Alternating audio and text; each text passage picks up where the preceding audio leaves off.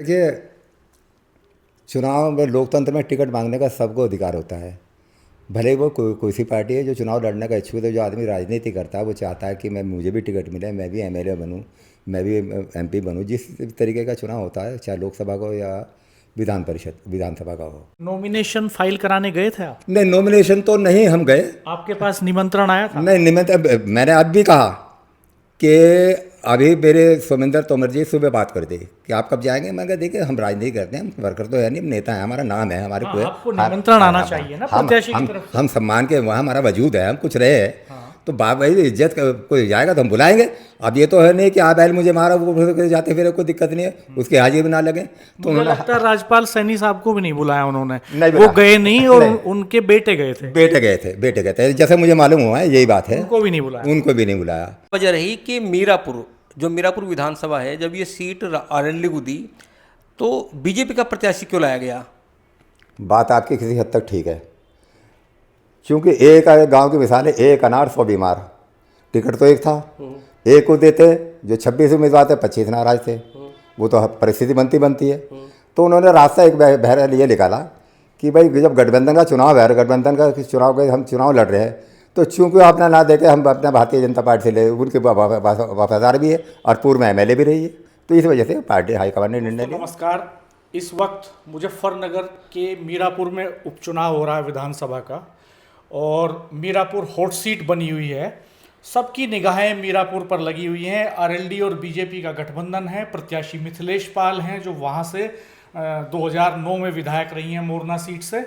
और मिथिलेश पाल इन दिनों बीजेपी में थी, अब आरएलडी का टिकट उनके पास है। दूसरी तरफ कादिर राणा के बेटे की पत्नी सुम्बुल राणा चुनाव मैदान में हैं, जो समाजवादी पार्टी की कैंडिडेट हैं, और मुनकाद अली की बेटी हैं, जो बसपा के बड़े नेता हैं। बीएसपी से शाहनजर चुनाव मैदान में हैं, और आज़ाद समाज पार्टी ने भी यहाँ पर मुस्लिम प्रत्याशी पर दांव लगाया है। ओवैसी की पार्टी भी चुनाव मैदान में है। दूसरी तरफ सचिन राठी एक निर्दलीय उम्मीदवार हैं, जो समाजवादी पार्टी से टिकट मांग रहे थे, लेकिन बगावत करके उन्होंने भी निर्दलीय पर्चा भर दिया। हालांकि सुम्बुल के पति शाह मोहम्मद ने भी पर्चा भरा है, लेकिन ये माना जा रहा है कि नाम वापसी के दिन शाह मोहम्मद का पर्चा वापस हो जाएगा और सुम्बुल ही चुनाव लड़ेंगी। हमारे साथ इस समय एक बड़ी शख्सियत मौजूद हैं, हरपाल सैनी जी, जो एमएलसी रहे हैं और जिन्होंने सरधना विधानसभा से 2 चुनाव लड़े। अति पिछड़ा वोट बैंक में उनकी एक पकड़ मानी जाती है, उनकी एक पहचान है, और इन दिनों बीजेपी में हैं। वरिष्ठ पत्रकार राजेश शर्मा जी हमारे साथ हैं। तो हम ये चर्चा करेंगे कि सीन बन क्या रहा है आखिर मीरापुर में। जी विधायक जी। देखिए, चुनाव में लोकतंत्र में टिकट मांगने का सबको अधिकार होता है। भले ही वो कोई सी पार्टी है जो चुनाव लड़ने का इच्छुक है। जो आदमी राजनीति करता है वो चाहता है कि मुझे भी टिकट मिले, मैं भी एमएलए बनूं, मैं भी एमपी बनूं। जिस तरीके का चुनाव होता है, चाहे लोकसभा का हो या विधानसभा का हो। चूँकि एक ही बाई इलेक्शन है मोरना पश्चिम में, तो हैं तो तीन लगभग 4 ही समझिए। खैर है, कुंदरकी है, कुंदरकी और है, गाजियाबाद है और लेकिन जितना महत्वपूर्ण और जितना आकर्षण का केंद्र मीरापुर बना हुआ है, संभवतः शायद इन तीनों चारों में कोई ना हो। उसका कारण भी है, क्योंकि राष्ट्रीय लोकदल के राष्ट्रीय अध्यक्ष जो हमारे गठबंधन के सहयोगी हैं जयंत चौधरी जी, उनको एक टिकट यहाँ पे मीरापुर पे दिया है। चूँकि टिकटार्थियों की बहुत लंबी लाइन थी, और पूर्व में लोकदल में मिथिलेश पाल, जो बाई इलेक्शन 2009 में जीती थी, उन पर सबको दरकिनार करते हुए मिथिलेश पाल पे, पिछड़े वर्ग के नेता वो है, महिला हैं, उन पर चौधरी साहब ने गठबंधन के उम्मीदवार के रूप में उन पर विश्वास जताया है। अब चूँकि जिम्मेदारी सबकी बनती है, गठबंधन का प्रत्याशी है, भारतीय जनता पार्टी के लोगों को उसको जिताने की बनती है, लोकदल की भी बनानी थी। क्योंकि मूल सीट वो लोकदल की है और कैंडिडेट भारतीय जनता पार्टी का है। अब स्वाभाविक बात है, कुछ ना कुछ मैं लगभग समझता हूँ 25-30 उम्मीदवार लोकदल के थे, ख़ास तौर से जाट समाज के, जो उसमें प्रस्तावित थे, टिकट चाह रहे थे, टिकट चाह रहे थे। तो उनको दरकिनार करते हुए चौ साहब ने अपना सूझबूझ का परिचय देते हुए एक महिला जो पहले लोकदल में थी और पूर्व में भी बाई इलेक्शन जीत चुके, उससे विश्वास कायम किया है। तो हम लोगों की जिम्मेदारी बनती है, चूँकि गठबंधन के प्रत्याशी से जिताएं। लेकिन मैं आपसे ये जानना चाहता हूँ कि राजपाल सैनी जी भी दावा कर रहे थे, लोकसभा में रहे हैं, वो भी बीजेपी से थे, तो सैनी समाज में इसको लेकर नाराजगी नहीं है?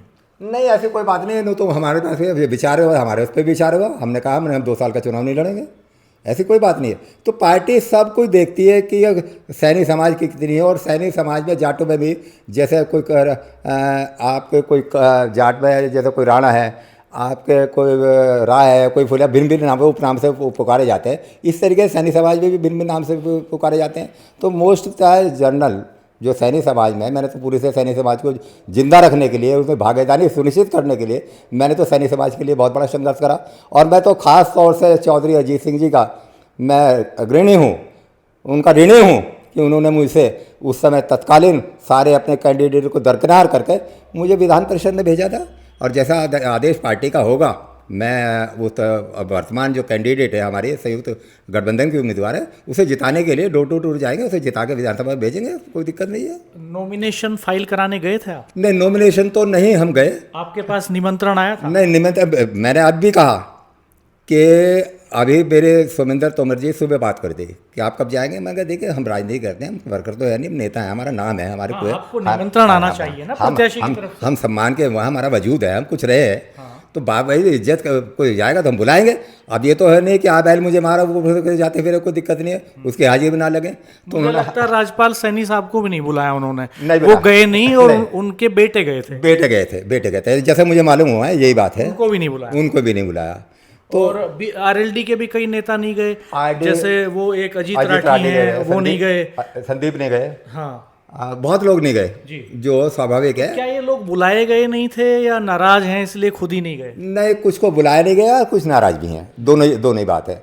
और मैं समझता हूँ जी, धीरे धीरे जैसे चुनाव आएगा उसका मैनेजमेंट, उसका अरेंजमेंट कर लिया जाएगा, सब मान जाएंगे, क्योंकि सबकी प्राण प्रतिष्ठा दाव पर लगी हुई है। हम तो सबको भेदभाव मिटा के, हमारा उद्देश्य है कि हमारे गठबंधन की प्रत्याशी जीते। लेकिन हाँ, ये जरूर है, सम्मान सब चाहते हैं भाई। जब चुनाव है, अब जब हम चुनाव लड़े, हम 2 चुनाव लड़े, हम तो ऐसे ऐसे छोटे छोटे लोगों के पास गए, भाई चलिए हमारी मत करिए, आप चलिए। तो इसमें कोई शर्म की कोई बात थोड़ी है। तो कैंडिडेट को भी करना चाहिए, और जो पार्टी के बड़े नेता हैं उनको भी देखना चाहिए कि मीरापुर में किसका जान आधार है, किसका वजूद है। इससे पूर्व मैंने मिथिलेश पाल को चुनाव लड़ाया था, मैंने उनको आर्थिक मदद भी करी थी, उस समय भी लोकदल का एमएलसी भी था। खुद वो कहती है कि जिताने का बहुत बड़ा श्रेय मुझे हरपाल सैनी का रहा। तो ऐसी कोई बात नहीं है, परिस्थिति बदलती रहे, जाएंगे, सम्मानजनक तरीके से बुलाएंगे, जाएंगे और काम भी करेंगे, जिताएंगे। इतना सब करने के बाद भी आप याद नहीं आए उन्हें? अब फिर वही मैं इस बात को दोबारा कह रहा हूँ, अगर नहीं आएंगे तो कोई दिक्कत नहीं है, उसमें कोई दिक्कत नहीं। और बात परिस्थिति बदलती रहे, मेरा किसी विरोध नहीं है, ना मैं टिकटारती हूँ, ना मैंने कोई रोजगारी करा है। हाँ, इतना जरूर है कि आदमी सम्मान चाहता है, सम्मान जन तरीके से वो बुलाएंगे, हम जाएंगे भी, मदद भी करेंगे, रहेंगे भी, और पूरी तरीके से जितनी ताकत है, तादाद से ज़्यादा ताकत उसको जिताने पे लगाएंगे।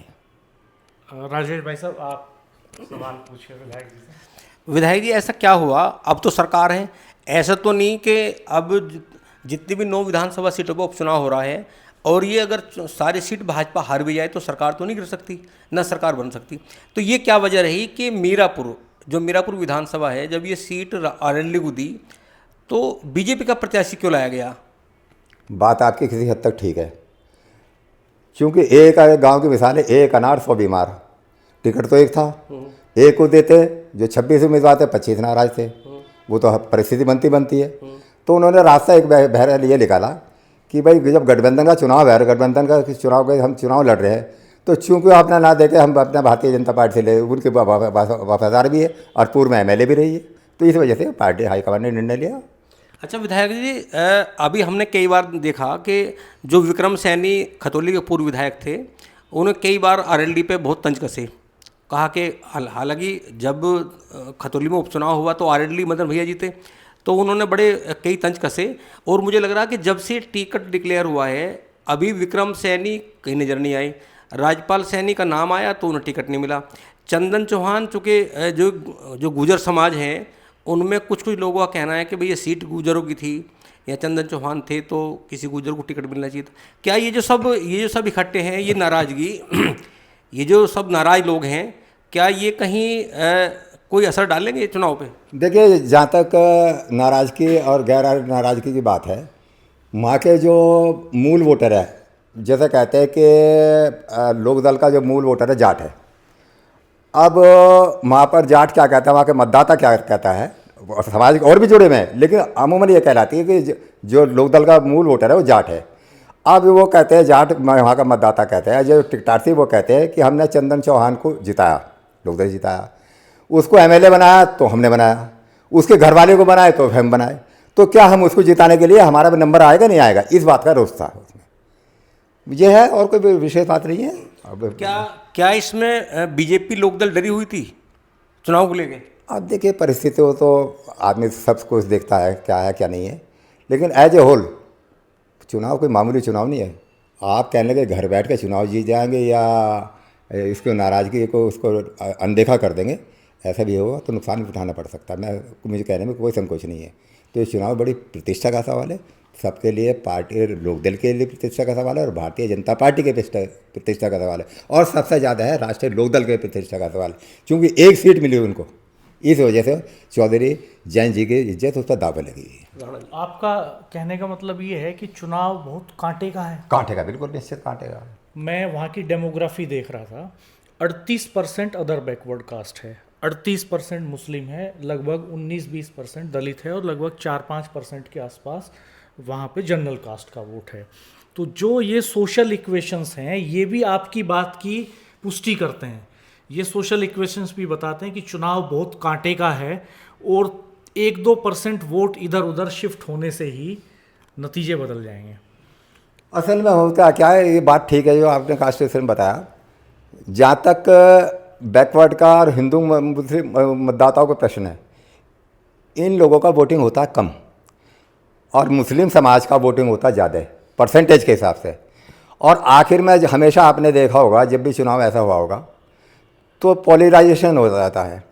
अभी आप कह रहे हैं कि 4 मुस्लिम है और 3 मुस्लिम है और ये है, डिवीजन हो जाएगा, लेकिन मुझे जहाँ तक लगता है आखिर में चुनाव पोलराइजेशन होगा, मुस्लिम इकट्ठा होगा, हिंदू मतदाता भी होगा।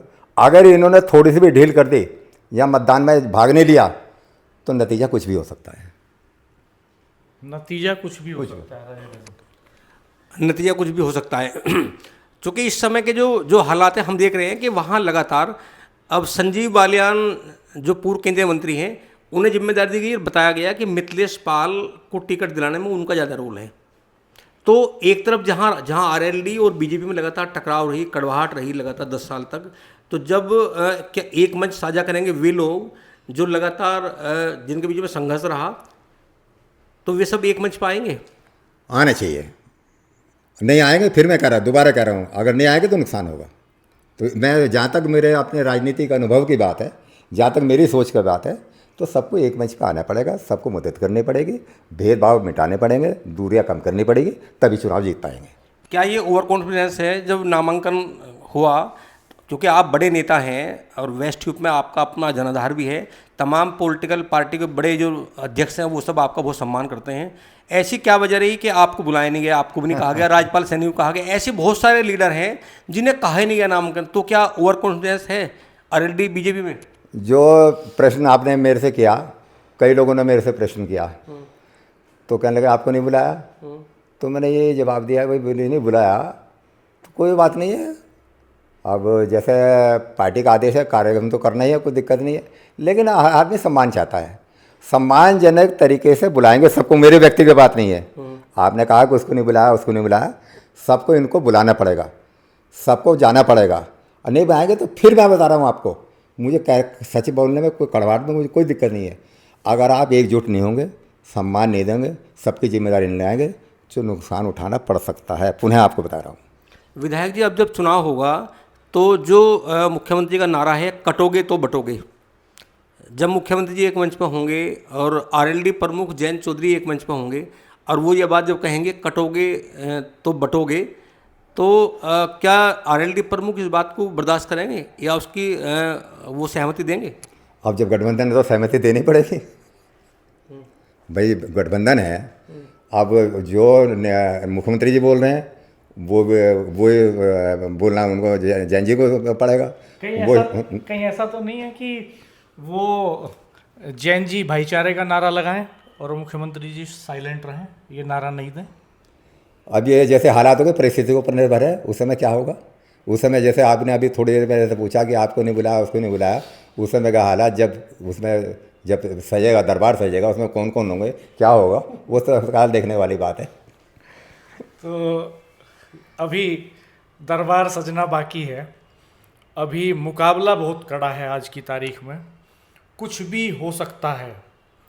72 साल की उम्र है हरपाल सैनी जी की, एमएलसी रहे हैं, 2 दमदार चुनाव सरधना से लड़े हैं, बहुत माइनर डिफरेंस से, लगभग 200-250 वोट के अंतर से एक चुनाव रविंदर पुंडीर के सामने लूज कर गए थे उस समय। तो इतनी पैनी पकड़ इनकी समीकरणों पर, लोगों की नब्ज पर रहती है। इनका कहना है कि चुनाव बहुत कांटे का है, मुकाबला कड़ा है, अगर चूक की कहीं भी कोऑर्डिनेशन में तो नतीजा कुछ भी हो सकता है। अभी देखना बाकी है दरबार कैसे सजता है, किसको की नाराज़गी दूर की जाती है, किसको मनाया जाता है, किसको बुलाया जाता है। अभी चुनाव में वक्त है, वोटिंग में वक्त है, वो समय भरपूर है प्रत्याशी के पास, मैनेजमेंट का। तो हम देखेंगे इन चीज़ों को। आप हमारे चैनल को सब्सक्राइब कीजिएगा, बेल आइकन प्रेस कर दीजिएगा, नोटिफिकेशंस ऑल कर दीजिएगा। सेव इंडिया न्यूज़ को भी आप सब्सक्राइब कीजिएगा। Save India news Rajesh Sharma ji का प्लेटफॉर्म है। राजेश शर्मा जी एक सीनियर जर्नलिस्ट हैं और हरपाल सैनी जी का अनुभव हमने यहाँ आज इस कैलकुलेशन को निकालने में इस्तेमाल कर लिया। उनसे अनुरोध किया, हमारे विशेष अनुरोध पर उन्होंने आज हमसे ये चर्चा की यहाँ पर। थैंक यू, आपका बहुत धन्यवाद। Thank you. और भविष्य में फिर हम आपको कष्ट देते रहेंगे। धन्यवाद। और दोस्तों, आप कमेंट बॉक्स में ज़रूर बताइएगा कि क्या आप हरपाल सैनी जी, पूर्व विधायक हरपाल सैनी जी की राय से सहमत हैं? क्या नतीजा कुछ भी हो सकता है? क्या मुकाबला बेहद कड़ा है? क्या कोऑर्डिनेशन के जो हालात हैं अभी दोनों दलों के बीच में, वो क्या हैं? आपकी नज़र भी बहुत पैनी है, आपके तार भी बहुत गहराई तक जुड़े होते हैं और आपके पास बहुत सारी इन्फॉर्मेशंस होती है जो हमें नया वीडियो बनाने में मदद करती है। तो कमेंट बॉक्स में कमेंट करते रहिए साथ साथ और बताइए, अपनी राय जाहिर कीजिएगा। नमस्कार, धन्यवाद।